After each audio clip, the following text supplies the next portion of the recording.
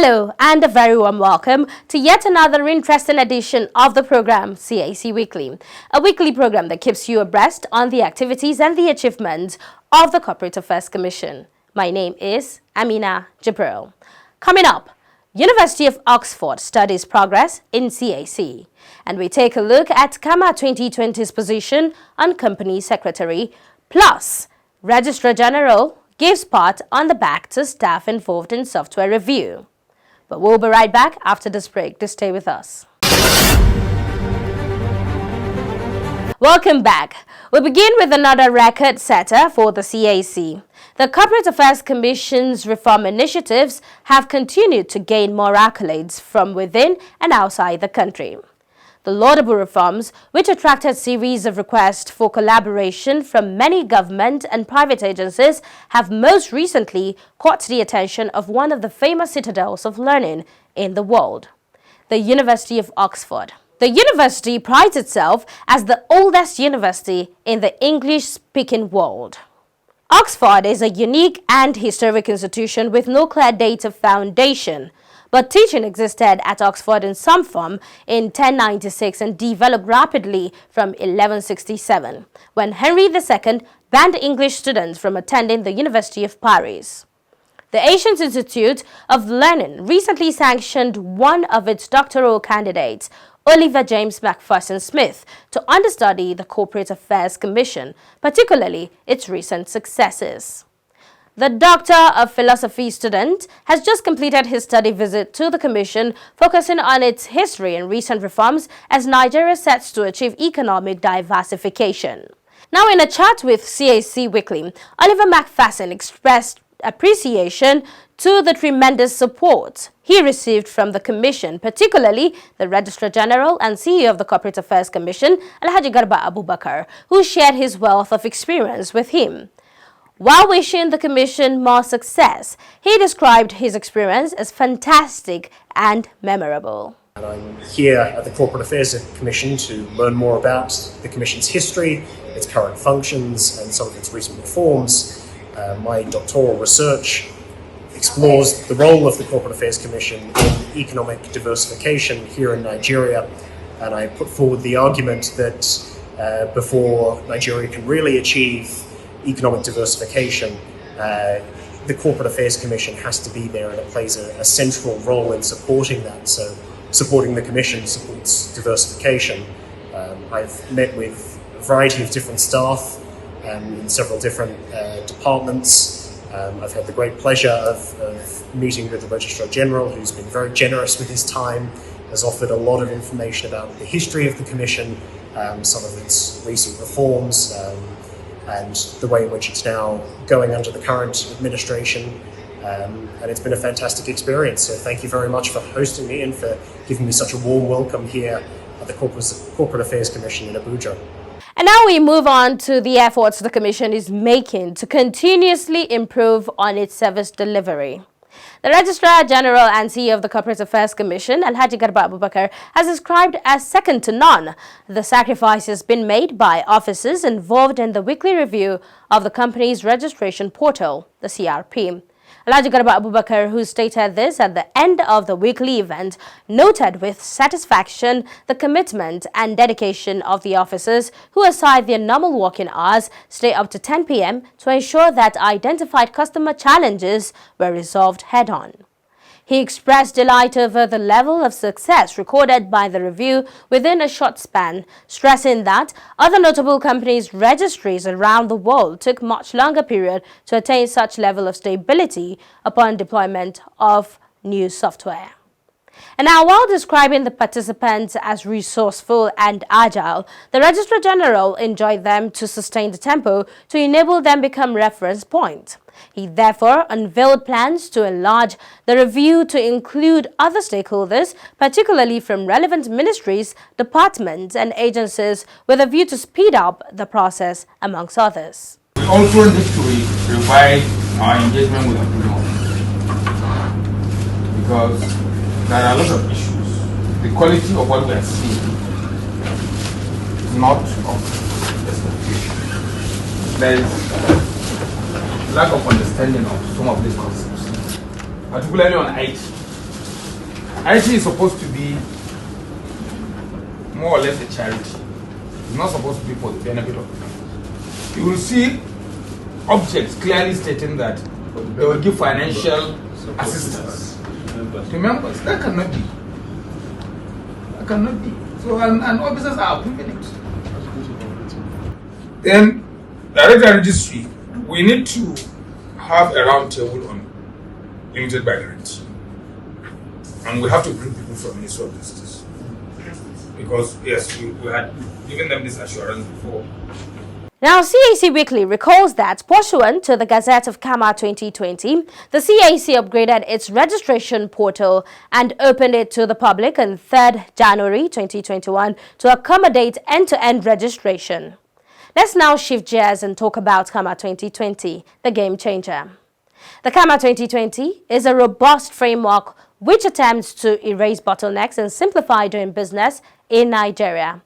Its notable feature is scalability, both in requirement and sanctions. Is it mandatory for all companies to have a company secretary?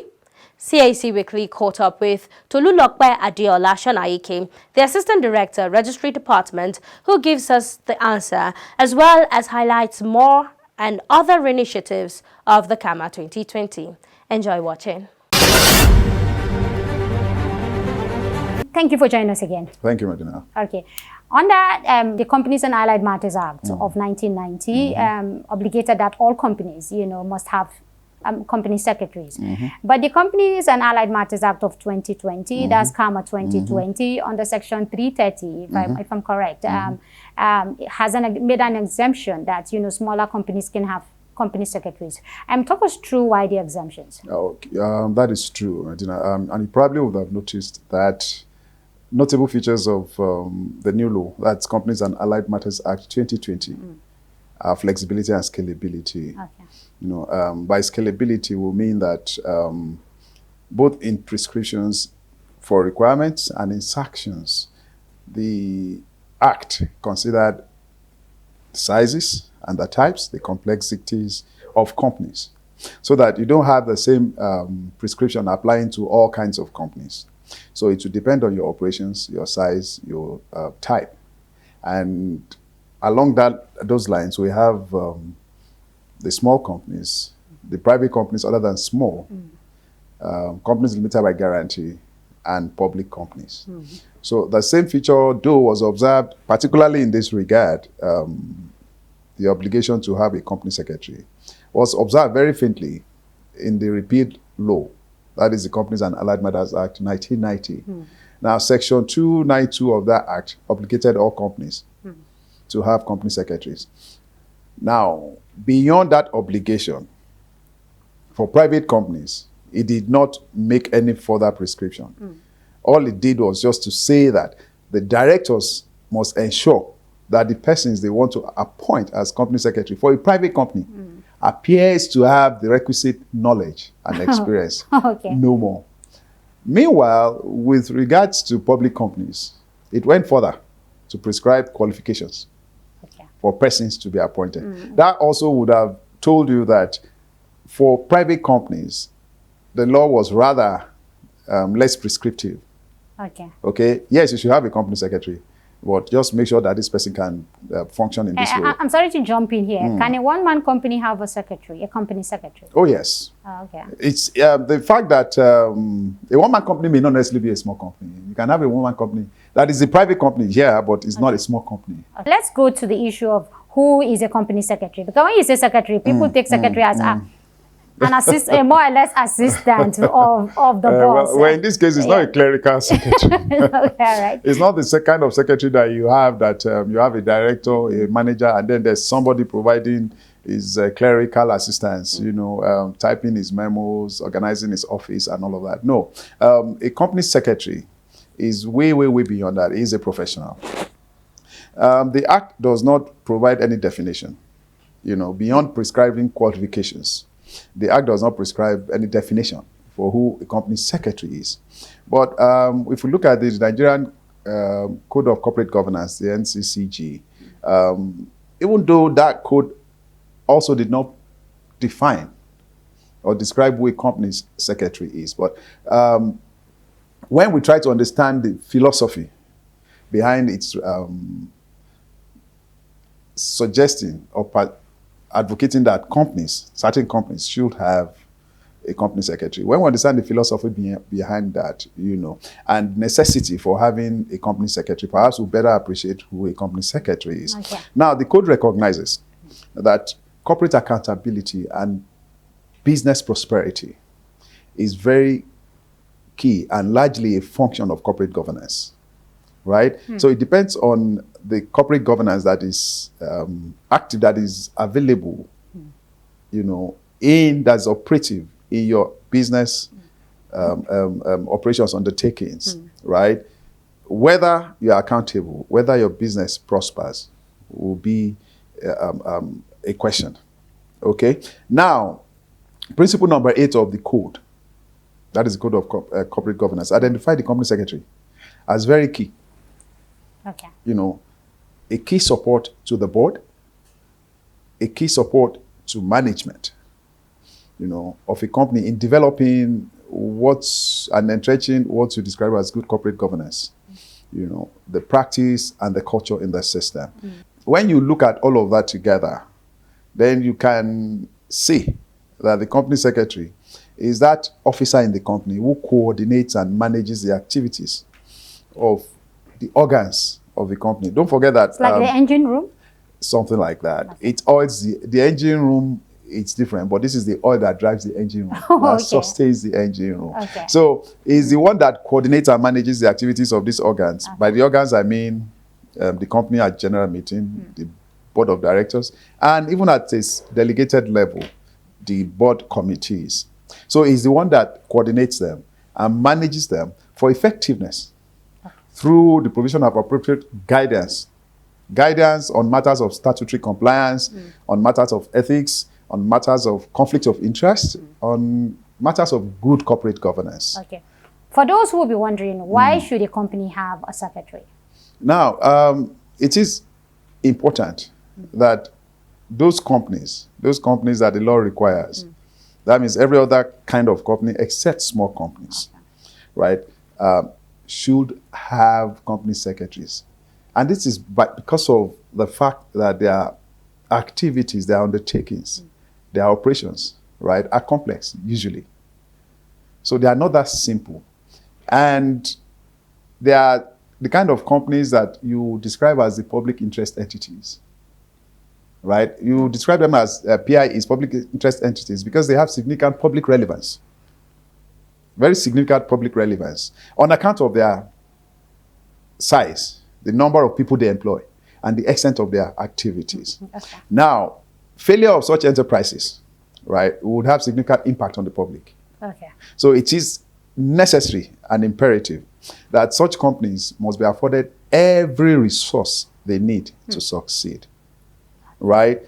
Resource support in the areas of professional advice, in the areas of statutory regulatory requirements, as well as corporate governance. Okay. So for these kind of companies, there are also the companies that the NCCG focuses on. That's the Nigerian Code of Corporate Governance. There are companies that you say they are public companies. They may also be private companies, right, that are holding companies for public companies or other regulated entities.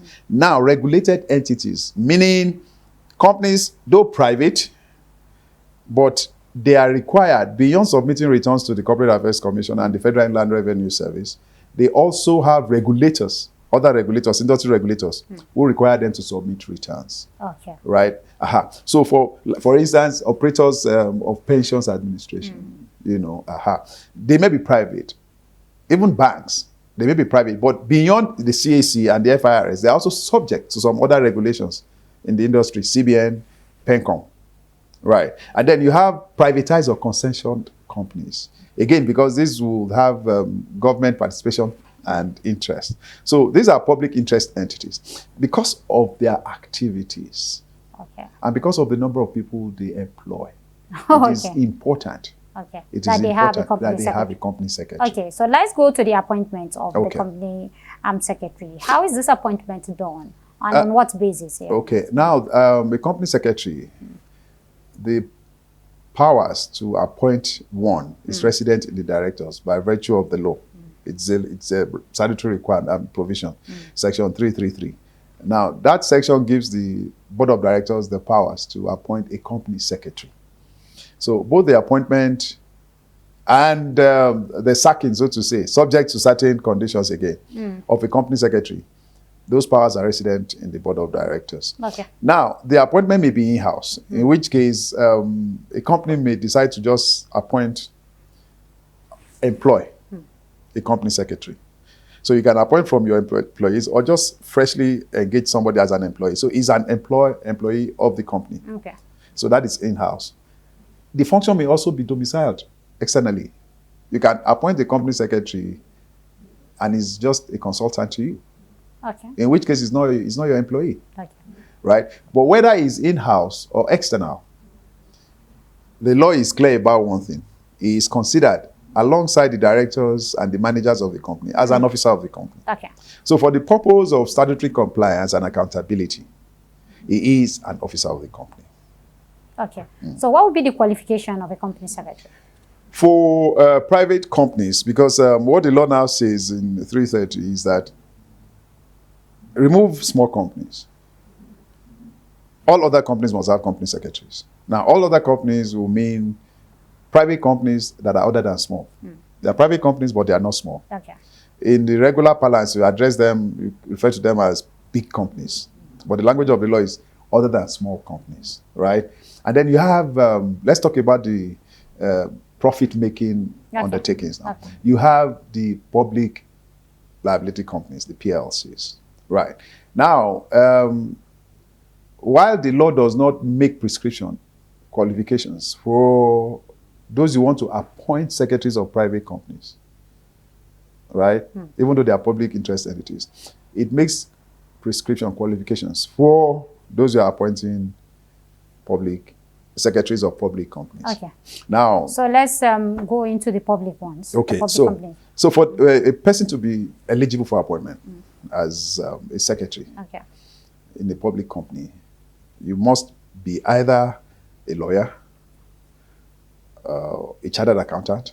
By a lawyer, that means you must belong to MBA. You must have the right to practice. You must have been called to the bar. Okay. Then a chartered accountant who must be a member of any recognized professional body constituted by law for accountancy to regulate the practice of accountancy. Or you must be a member of a chartered secretary. That means you must be a member of ICSAN. Okay. Right, Institute of Chartered Secretaries and Administrators of Nigeria, right? Then if we're looking at a corporate body, I mean, you can have corporate bodies now, but the membership and the firm must be composed of all these persons, professionals. Okay. They must all together be professionals in these areas, right? You can also have somebody who has been a company secretary of a public company for 3 years in the last 5 years before his appointment. So what that means is that he's had experience in that role, in that function, because he had functioned in the last 3 years. I mean, 5 years of before his appointment, he has functioned at least 3 of those 5 years as a secretary So of a he or public she company. must have cognitive experience. Thank you. He may not necessarily be a member of this a professional, Bodies. so to say, but he's had the experience Okay. by virtue of having acted in that role for at least 3 years of his last 5 years. Okay. So let's go into the roles that the company secretary is supposed to play, because we said a company secretary is different from the normal secretary yes. that we do see in the offices. So what are the specific rules that a company is expected to play? Well, his roles are multifold. Okay. Now, while he's administratively responsible to the managing director, chief executive officer, he's also functionally responsible to the board of directors. Okay. The board of directors is an organ of the company. The company itself, that is members at general meeting, is another organ. Okay.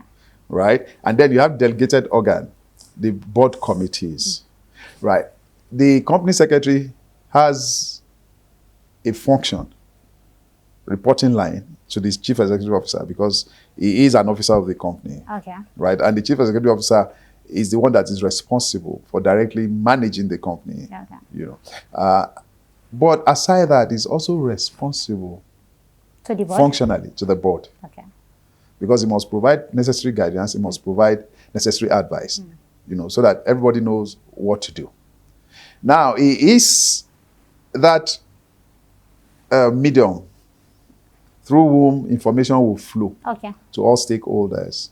You know, by stakeholders, from the board to shareholders, from the board to board committees, from the board to management committees, from the board to regulators like the CAC, the FRS, the SEC, the PENCOM, the NCC, the CBN, the NICOM, and all others. Okay. So you find that it has very many roles To play. Okay. Right. Mm. But its statutory functions are enshrined in the Act. Okay. If you look at Section 335, it spells out about 5 or 6 functions. Okay. And beyond that, the code also prescribes some functions, Okay. you know, for the company secretary. Let's first look at those prescribed by the statutes. Okay. The first is what you expect as a company secretary. He must attend. He must also he organizes and attends, you know, and render secretarial services to the meetings of the company, that is members at general meeting, the meetings of the board, and the meetings of board committees, you know. Of course, you wonder, I mean, can he, just one person do all of this? Yeah. No, it's an office, Okay. the office of the company secretary, and it is properly staffed in an ideal situation. So it's not just one person. One person is the company secretary, but he also has assistants, and then he has other officers. So it is advisable that officers from the office of the company secretary should be the ones providing secretarial assistance and services Okay. to board committees. Okay. Right. So, quote unquote, the secretary is like the second Oga. Well, while he is not a director, except, of course, the law allows that you combine the office of a director and the secretary in one person. Oh, okay. You can do that. A director can also be appointed the company secretary, Okay. you know, in the private company. Even for public companies, as long as he has the requisite experience, I mean, qualifications, Okay. as prescribed by law, right? But he cannot act in the 2 offices at the same time. Okay.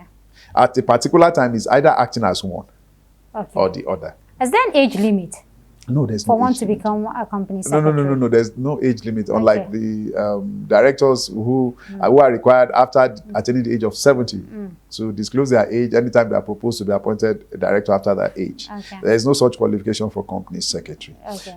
So talking about his statutory functions, another one is that he must advise the various meetings, whether it is the general meeting, that is members at a meeting, or the board of directors or the board committees, whichever meetings, he must advise them on the applicable rules and regulations, Okay. right? So that everything they do them properly. He must also maintain the registers and other records that the law expects that the company should maintain. Okay. For instance, every company is expected to maintain a register of members. Every company is expected to maintain a register of directors. Every company is expected, well, public companies now, to maintain a register of secretaries. Every company is expected to maintain a register of debentures and charges. You know, and if you're a public company, you're also expected to maintain what you call an index of your members. Okay. Right. Okay. Added to that, the new law, that's counter treaty, has also introduced what you call the persons with significant control. Okay. You must also maintain a register for them. Oh, all right. Equally, you must maintain a register for persons with substantial shareholdings. Now, it's also expected as the company secretary and a compliance officer, so to say, to render proper returns Okay. and give notices to the commission as required. Not just the commission, and to other, if it's a regulated entity, to such other regulators. For instance, the law expects that every company should file annual returns. You must file a return at least once in a year. The law also expects that when there are changes in the composition of your board of directors or in any of the details you have supplied concerning the board, you should notify the commission. When your company allots shares, there are new investors coming into the company, or you even allot to those who already exist, you should notify the commission. Okay. When you have decided to change your name, you should let the commission know. You can't even do that without the approval of the commission in the first place. And when you want to change your form, for instance, a private company can decide to become a public company, you know, for the purpose of raising capital. Okay, very interesting, the kind of flexibility the CAMA 2020, you know, introduces. I'm afraid we just have to leave it here. Mr. Toluekwe Shanaike, Assistant Director, Registry Department, thank you very much indeed for your time. Thank you, Medina, for having me again. And that's where we draw the curtain on this week's edition of the program, CAC Weekly. We do hope you enjoyed watching. Now, for comments and inquiries, please take advantage of our social media handles and our helplines. On Instagram and Facebook, it is Corporate Affairs Commission. Our email is cservice@cac.gov.ng. Our website is at www.cac.gov.ng. And our helplines are on the numbers 081-822-99016 or 081-822-98971, 090-874-01598 or 090-874-01599 and 090-874-01600. Do join us next week for another interesting edition of the program CAC Weekly. Same time, same station. From me, Amina Jabril, and the whole team here, it is bye for now.